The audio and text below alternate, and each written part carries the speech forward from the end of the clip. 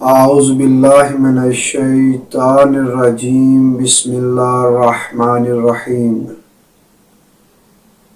الحمد للہ والصلاة والسلام علی اہلہا ولعنۃ اللہ علی اہلہا اما بعد۔ درود و سلام ہو محمد و آل محمد کی ذوات مقدسہ پر، اور جہاں کہیں بھی محمد و آل محمد کے چاہنے والے ہیں، اللہ تعالیٰ انہیں ہر قسم کے شر سے محفوظ رکھے۔ آج جو موضوع ہے وہ ہے نماز آیات۔ نماز آیات جو ہے وہ 4 چیزوں پر واجب ہوتی ہے۔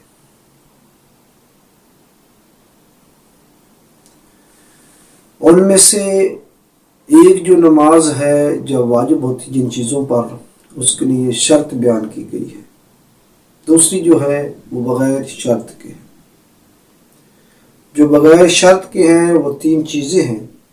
جب وہ رونما ہوتی ہیں تو انسان پر نماز آیات واجب ہوتی ہے۔ اگر وہ اس کو ادا نہ کرے تو اس پر اس کی قضا واجب ہوتی ہے۔ ان میں سے پہلی جو ہے وہ سورج گرہن ہے، دوسری جو ہے چاند گرہن ہے، اور تیسری جو ہے وہ ہے زلزلہ۔ ہاں، یہ مطلقاً واجب ہے نہیں۔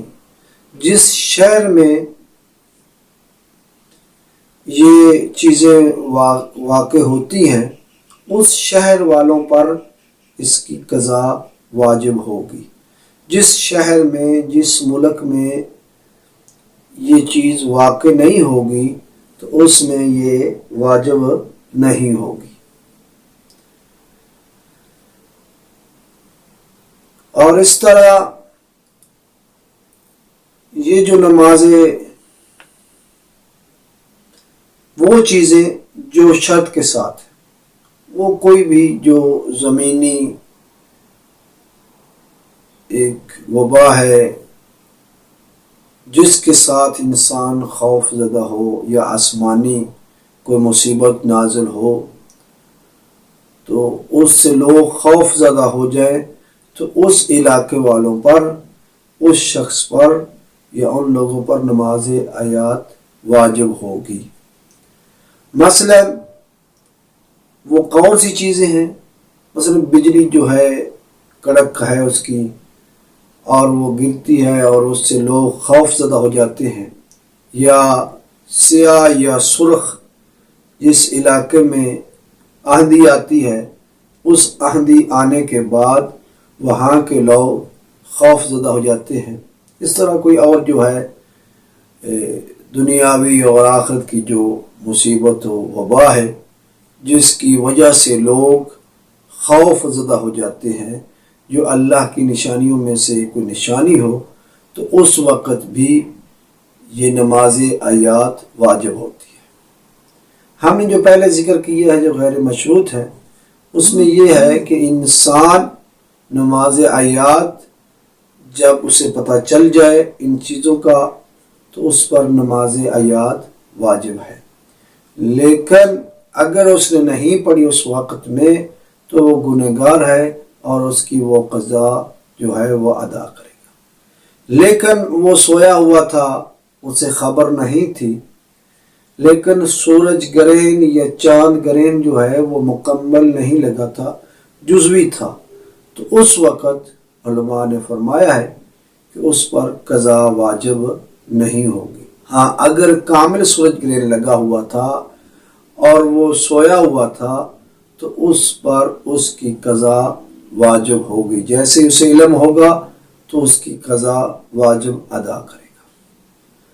اس طرح زلزلہ ہے، انسان کو پتہ نہیں چلا، لیکن جیسے ہی پتہ چلے گا اس کی نماز کو ادا کرے گا، کیونکہ زلزلہ جھٹکا آتا ہے آدھی رکعت کا وہ اس طرح ہے کہ قصد قربت بغیر ادا اور قضا کے اس کو ادا کرے گا بعد میں. جب بھی نماز پڑھے گا تو قربتاً اللہ پڑھے گا. اور اس کے علاوہ جو ہے نماز مستورات کے لیے ہم کہتے ہیں احتیاط کرو، یہ چھری کا کام نہ کرو، لیکن شریعت میں فقہ محمد و آل محمد میں اس چیز کا کوئی ذکر نہیں ہے.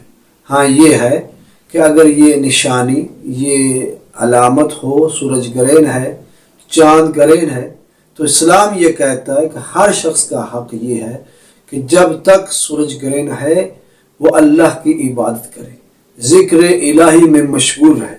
جس طرح وہ حاملہ عورت جو ہے جس کو ہم کام کرنے سے روک دیتے ہیں، کوئی کام گھر کا نہ کرے ورنہ یہ جو بچہ پیدا ہوگا وہ معذور ہوگا، اس کا یہ ہے وہ ہے، وہ چیزیں شریعت میں اس طرح کی کوئی بات نہیں ہے.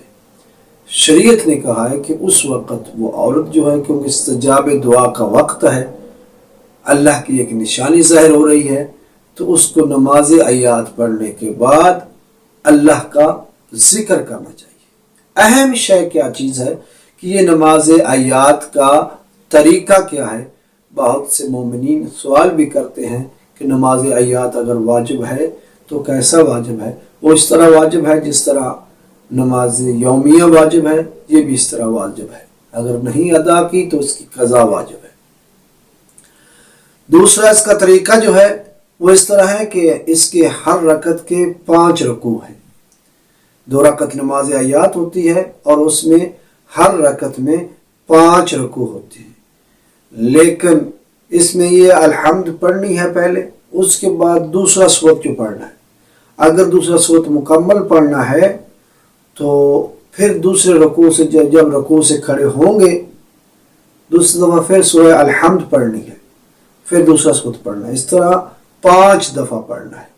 جب 5واں رکوع پڑھ لیں گے پہلی رکعت میں مکمل کریں گے، اس کے بعد حق ہے، مستحب ہے، کہیں سمع اللہ لمن حمدہ.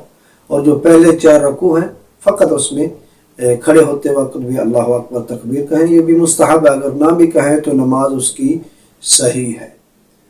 اس طرح دوسری رکعت میں بھی الحمد کے بعد دوسرا سورت پڑھیں، پھر رکوع میں جائیں، پھر رکوع سے کھڑے ہوں، پھر الحمد شریف کو پڑھیں، اس کے بعد دوسرا سورت جو ہے کوئی بھی سورہ وہ پڑھ سکتے ہیں. جب 10واں رکوع کریں تو مستحب ہے اس سے پہلے دعائے قنوت پڑھیں. اس طرح ایک دوسرا طریقہ ہے جو علماء نے کہا ہے مختصر ہے تاکہ لوگ جو ہیں وہ آسان بھی ہے، اگر وہ اسے حفظ کر سکیں تو اچھا ہے، بہتر ہے. مثلا الحمد شریف کو پڑھیں اور جو دوسرا سورت ہو اس کو 5 حصوں میں تقسیم کر لیں. پہلا تو فائدہ یہ ہے کہ جب وہ آیت کریمہ پڑھے گا اسے باقی حصے کا پتہ ہوگا کہ باقی 3 حصے ہیں، 4 حصے ہیں، تاکہ رکوع کیونکہ اس کا رکن ہے اور اس کو سہون یا عمدن ترک کرنے سے نماز باطل ہو جاتی ہے. تو وہ کیا کرے گا؟ جیسے ہی اس نے اس کے حصے کی یہ پہلا حصہ پڑھا، دوسرا، تیسرا، چوتھا اور 5ویں پر اسے پتہ چل گیا کہ میرے 5 رکوع مکمل ہو چکے ہیں. اس کے لیے آسانی انہوں نے علماء نے بیان فرمائی ہے. جس طرح مشہور ہے سورہ الحمد کے بعد سورہ توحید کے آپ 5 حصے بنائیں.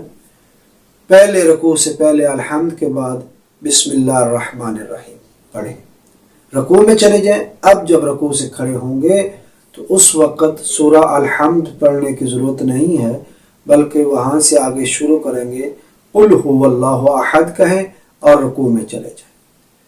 پھر رکوع کا ذکر کرنے کے بعد پھر کھڑے ہو جائیں، پھر اللہ الصمد کہنے کے بعد تیسرے رکوع میں جائیں، پھر لم یلد ولم یولد کہنے کے بعد چوتھا رکوع کریں، اولم یکن لہ کفوا احد پڑھنے کے بعد 5واں رکوع کرنے کے بعد پھر سمع اللہ لمن حمدہ. اس طرح 2 سجدے، اور اس طرح آپ دوسری رکعت میں بھی اسی سورہ توحید کو اس طرح تقسیم کریں گے اور اس کے بعد نماز کو مکمل کریں.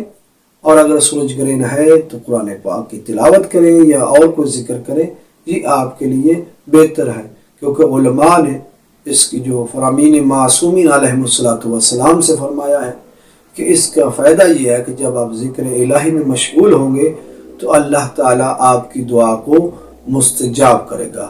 اللہ تعالی ہمیں اپنے واجبات کو ادا کرنے کی توفیق عطا فرمائے اور معرفت محمد و آل محمد ہمیں زیادہ سے زیادہ نصیب فرمائے اور ہمیں محمد و آل محمد کی اطاعت و اتباع کرنے کی توفیق عطا فرمائے اور مولا کے ظہور میں تعجیل فرمائے۔